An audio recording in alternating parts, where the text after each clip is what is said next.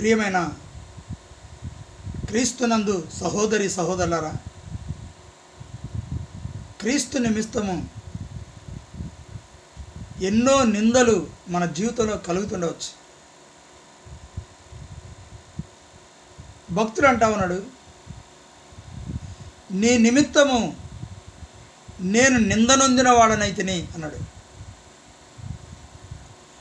క్రీస్తు నిమిత్తమే మనము నింద అనుభవిస్తూ ఉంటాం కనుక మనం చింతపడాల్సిన అవసరం లేదు. యేసు ప్రభు మనల్ని ప్రేమిస్తూ ఉన్నాడు. మనకంటే ముందుగా క్రీస్తు ప్రభును ఈ లోకంలో నిందించిన వారు అనేక మంది ఉన్నారు.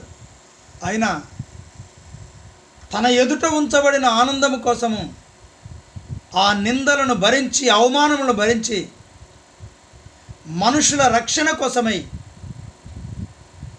శిలువ శిక్షణ అనుభవించి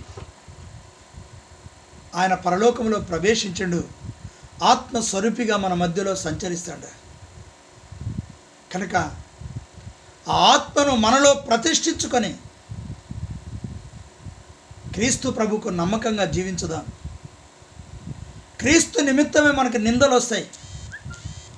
మన విశ్వాసమును బట్టి, మనం క్రీస్తును అనుసరించే విధానాన్ని బట్టి, క్రీస్తు బిడ్డలుగా జీవిస్తున్నప్పుడు ఎంతోమంది ఎన్నో విధాలుగా అపవాది వారి ద్వారా మనల్ని నిందింపజేస్తూ ఉంటాడు. చెడు వార్త పుట్టిస్తూ ఉంటాడు మన మీద.